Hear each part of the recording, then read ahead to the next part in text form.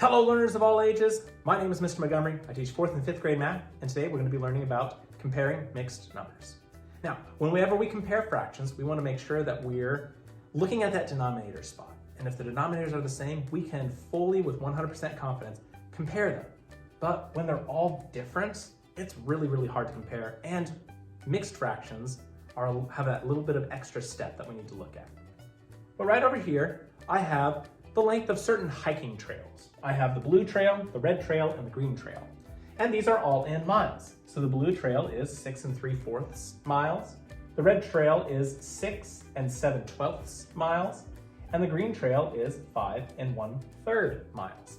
And I want to figure out which one is the shortest, which one is the longest, and which one is in the middle.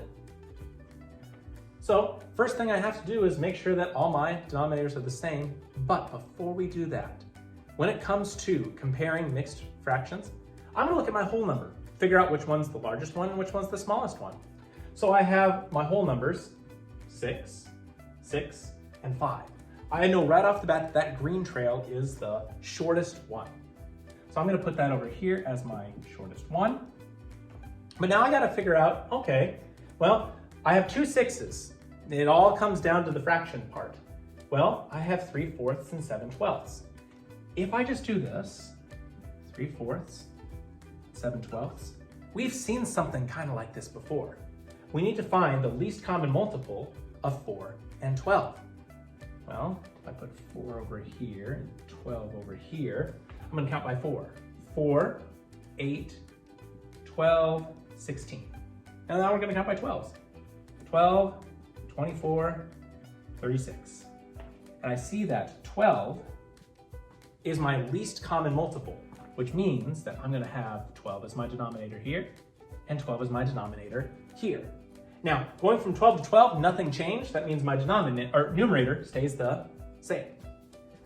Going from 4 to 12, well, 1, 2, 3. 4 times 3 is 12, so that means for everything, 4 times 3 is 12. I have to do the same thing to my numerator. 3 times 3 is 9. So now I can compare 9/12 compared to 7/12. Well, 7/12 is shorter, which means the red trail is the next shortest one, 6 7/12. And that means that the blue trail at 6 3/4 of a mile is the longest trail. Now in your homework, you're not gonna have to order mixed fractions yet. That'll be in a future lesson, but it's really good to try to figure out, well, how would I apply this to a real life situation? So let's do an example together. I have 2 7/8 and 3 1/8. With mixed fractions, we're gonna start with the whole number and compare those two. I have 2 and 3. Which one's larger? The 3. I automatically know that 2 7/8 is less than 3 1/8 because I compared the whole numbers first. Now, if the whole numbers were the same and went to the fractional part, then we would compare the fractions. But for this one, we see that 2 7/8 is less than 3 1/8. Let's do one more example.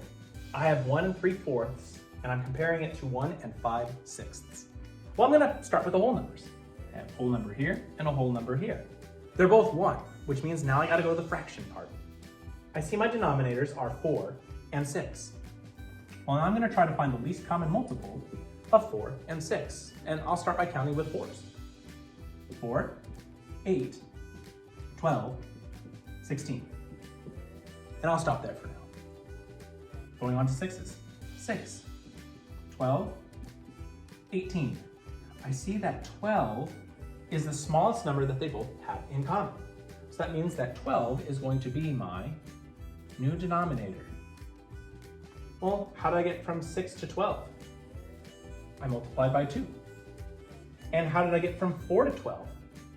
Well, I multiplied by 3. So 6 times 2 is 12. What's 5 times 2? It's 10. And 4 times 3 is 12. What's 3 times 3? It's 9. So which is greater, 9/12 or 10/12? 10/12, which means that I will read this as 1 3/4 is less than 1 5/6. All right, my fourth graders, if we take a look at page 155, we will see that we're going to do practice problems number 1 and number 12. The directions say compare, write greater than, equal to, or less than to complete the sentence. Now remember, when we compare mixed numbers, we start with the whole number first. If they are the same, then move on to the fractional part, trying to make both the denominators the same by looking for the least common multiple. If you have any questions on how to compare mixed numbers, feel free to let me know when you come to class tomorrow.